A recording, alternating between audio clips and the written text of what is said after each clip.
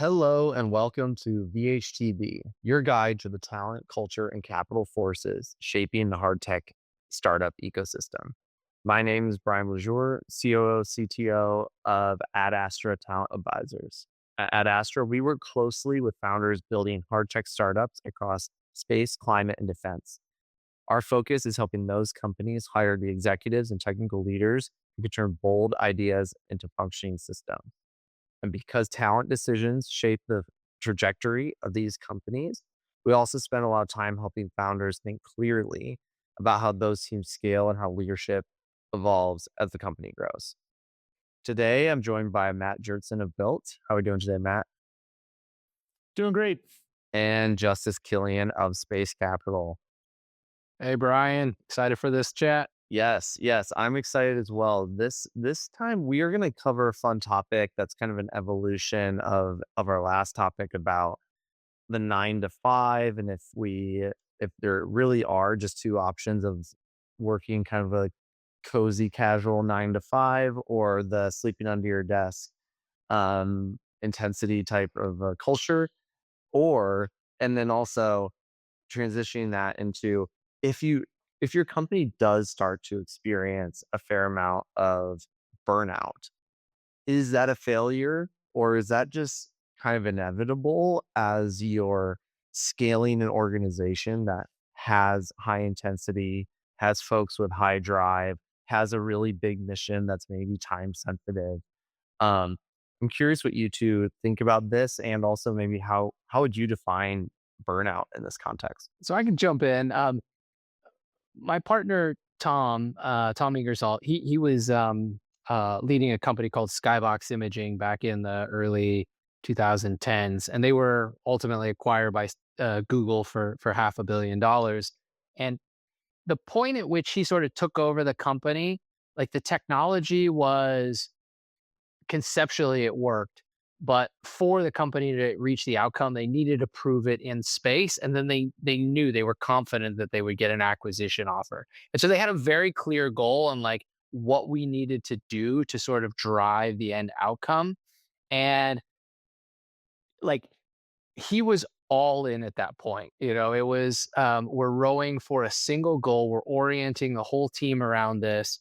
And it took about 2.5, 3 years, but they were able to successfully do it. The acquisition offer did come. And, he reflects back on that in hindsight. He's like, man, I was just so burnt out. Like, I didn't even know what it was. I was just single minded in achieving this outcome. And it took me, a year or more to sort of regain like my physical health and mental health and sort of stabilize. And so he's like, the risk of burnout is sort of far greater than I think a lot of people realize.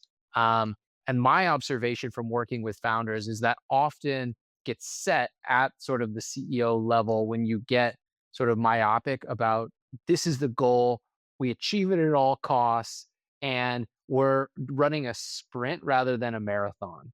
And when you're that time constrained, that resource constrained, you're not building for the long term. You're just trying to get that sort of quick win.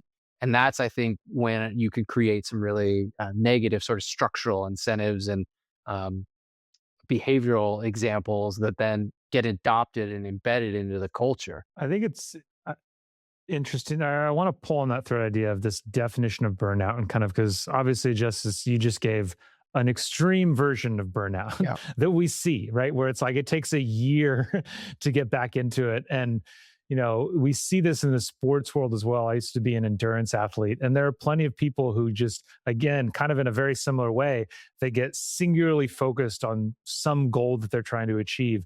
And they just dig themselves into this physical hole where no matter what they do, they're not getting faster, they're not getting stronger, they're not sleeping well. And they sometimes have to take like months off to just like give their body a reset. But I think, and that is one kind of burnout. But also when we talk about in the popular culture, and tell me, I do think we also talk about burnout in a much smaller setting where it is more of a temporary, just like, oh man, I'm just so burnt out right now, or oh, I need a week off, or that kind of thing. And so I think when it comes to, is burnout a leadership failure or scale inevitability, I do think some of this, and even the negativity of burnout, relies a lot on what side of that scale you're talking about, because I do think there are certain levels of burnout that can be good to cause. Like if you're not pushing people enough where the system is sometimes failing, you don't necessarily know what parts of the system you need to reinforce.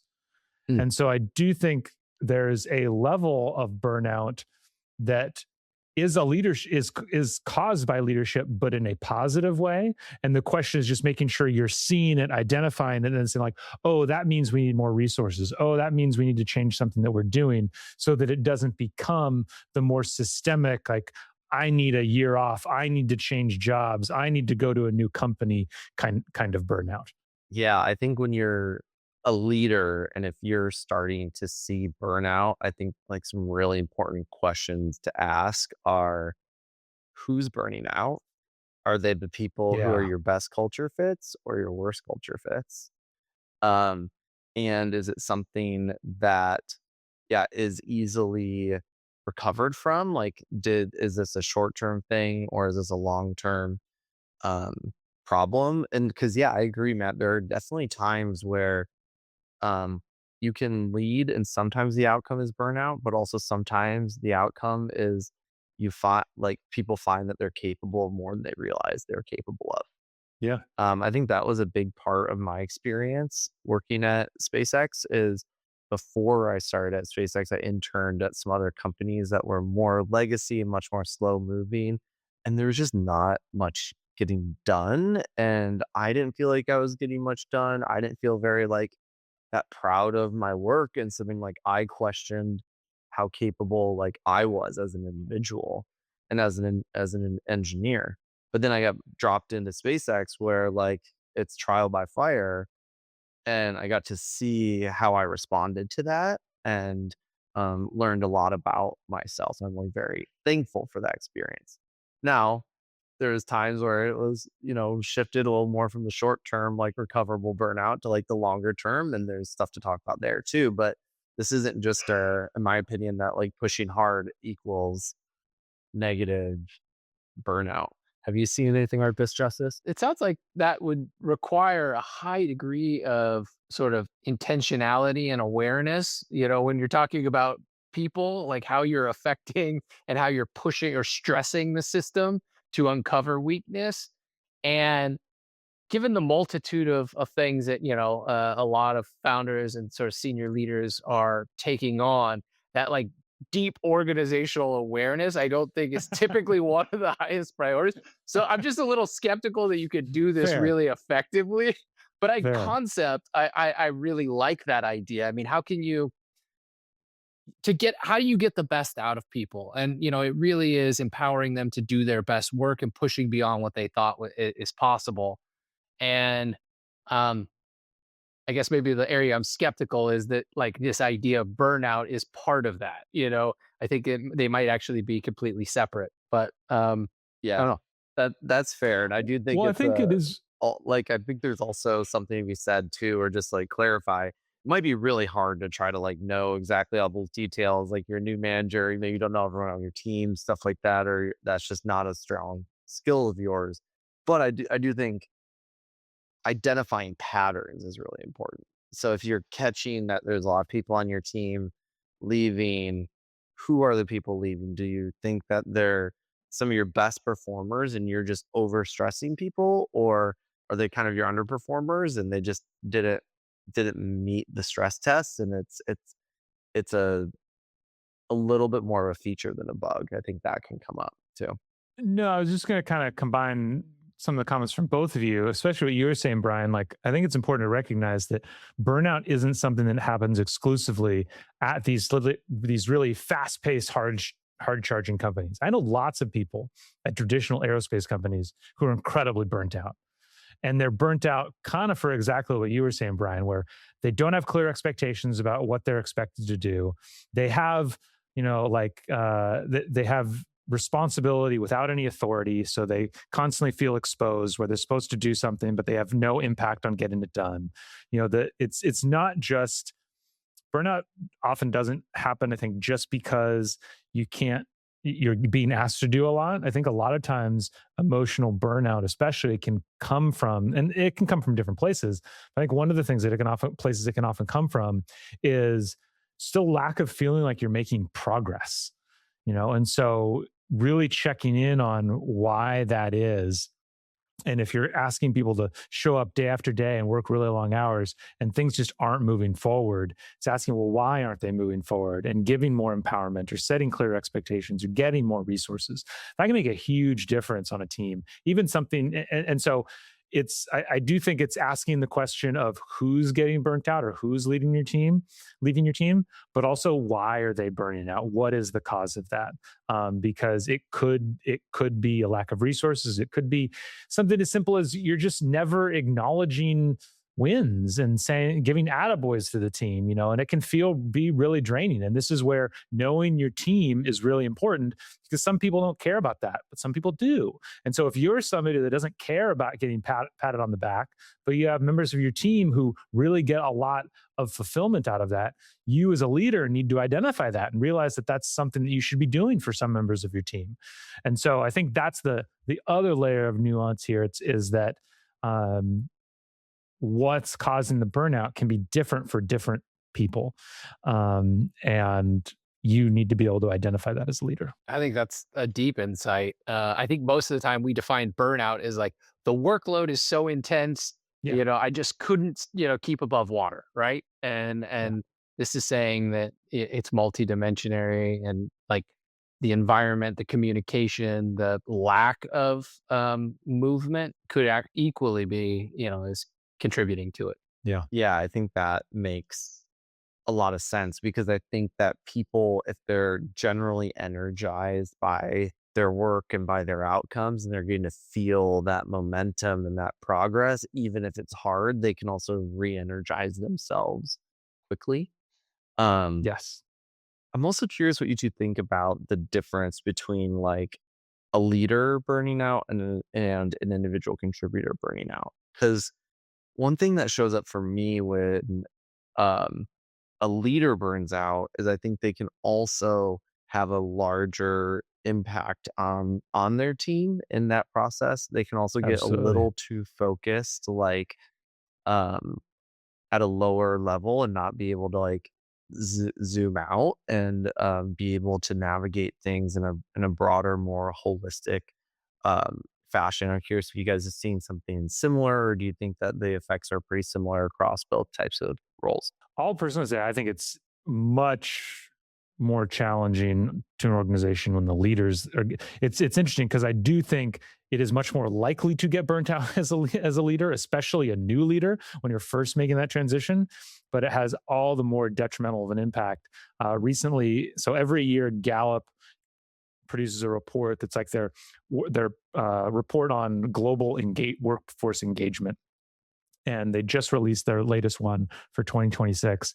And they found that last year, the number that stood out to me was, I'm pretty sure it was manager engagement dropped 5 points year over year. So they found that when it comes to manager, and so there's three categories: there's engaged, disengaged, and then actively disengaged, where people are like actively trying to make the company worse or make the company fail.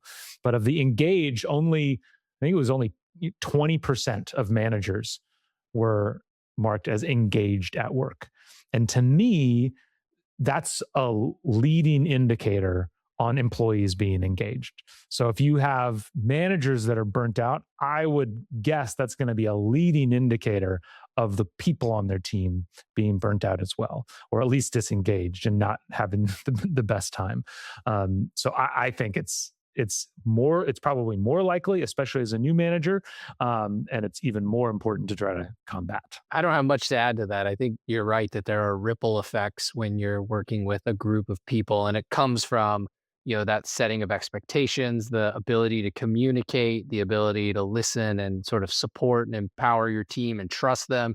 When a leader's burned out, you go to Maslow's hierarchy of needs, like you're not able to function at that higher level. You're just trying to survive. And that means, you're going to be short. You're not going to be clear. You're not going to be, thinking longer term, and all of that, then is compounded with the direction you give your team, the environment you create for them to feel safe and trusted and ability to execute. Yeah. Yeah. And I also think about, so Tony Robbins has a definition that he likes to talk about the difference between pain and suffering. So pain comes from when, we all have a map of the world of like how things are supposed to be. So in our context, it's like how my job is supposed to be, the impact that I'm supposed to have. Pain comes from a disagreement between our map of reality and reality, right? So I'm supposed to have this impact. These things are, my job is supposed to be this way. If it's not meeting these expectations, that's pain. Suffering is when we never think the pain is going to go away. And so I think that's some of this burnout, and maybe a way to think about this difference between like, just like temporary burnout versus long-term burnout. It's like there's pressure at work. You got to get things done. Sometimes things are different. Sometimes that's frustrating. But it's when you suddenly realize, oh, this is never, or think this is never going to change. This is always going to be this way. We're never going to finish this project. I'm never going to get promoted. It doesn't matter what I do. The system's never going to change. Like that's when, or this workload is never going to end because they keep moving the goalposts. That's when you kind of shift over to this potential for real suffering and long-term burnout that is going to have the truly like deep impact and negative impact on the organization. Yeah, that's really good. I think one more question I have on this topic, and eager your thoughts are when we talk about these intense environments where burnout just seems more likely to happen in some capacity. It's hard to completely avoid it. What does good still look like? Like, what is success? What is like? How can leaders like? What can they strive for, and what are things they can do to attempt to get as close to good as possible, while still pushing the envelope? Are you saying when burnout sets in, like how do you what's the best outcome that you can achieve? Or Yeah, more like I think a little more holistically, like what if I'm an executive leader at a company and I'm thinking about this topic, what are the things I can do to impact this, and what should I define success to be if I'm looking a few years down the line? Like what is a good outcome for burnout and stressing the team, and what is a failure? I think you're going to have in any organization that's pushing the boundaries, you're going to have a certain level of attrition, let's call it 5 to 10%. And so being very aware of what's driving that attrition and the quality of people, like you guys have said, what's driving that, is I think your litmus test. Um, the ability to sort of roll that back, I think does go to touch us on some of our previous conversations around, making sure that the team is empowered to make decisions, making sure that you have a clarity of goals and people know where they're, rowing. Like Matt was saying earlier, that the goalposts aren't moving, so you can actually see progress towards those outcomes. Those are a handful of concrete, but I'm just mostly reiterating what we've said. Matt, what am I missing? One other thing that I would bring up that I think is an interesting example is this is something that I learned recently. I think if we think about soldiers in war or anybody in traumatic situations, we all know about like PTSD, post-traumatic stress disorder. And in many ways, I think that could be like the most extreme version of burnout in some ways, where it's so bad that you have this ongoing physical and mental reaction to the situation. And when they've done studies of different military units, one of the interesting things that they've found is that special forces teams actually get PTSD at half the rate of other military units. And so these are the teams that are the most at risk, the most out there, you would think the most likely to experience traumatic events, yet they have half the likelihood of actually being impacted by it. And when they look at the research, there's lots of things that go into it, but there's 3 factors that why they say that is, and it's training, unit cohesion, and a sense of control. And so if you're a founder or a leader in a company where it just is a high stress situation. You're going through hard times, you're trying, and you just realize that I'm going to be needing to ask a lot of people, then I think you can kind of go back to those three things. It's like, how do I make sure that people are prepared for this level of intensity? Don't just throw people in the deep end. When you bring on employees, give them a good onboarding, make sure they're properly trained for their role, make sure they have the resources available, that kind of thing. Really focusing on, we're doing this together, bringing people together. So we have a shared mission, we have a vision, or we have team cohesion. We have team lunches. That kind of thing can be really important. And then finally, this idea of sense of control, and that goes back to a lot of the things that we've already talked about of not having a mismatch between authority and responsibility and authority, making sure people feel like they have what they need to actually have an impact. And so if you're a leader knowing you're going to create a high stress situation and wanting to figure out how to best manage burnout, I would go back to kind of thinking about those three things. That was awesome, Matt. I feel like you just kind of summarized it for us here, but I think just to kind of wrap us up a little bit, this was a really good discussion on the idea of burnout. What does burnout look like, and is it inevitable?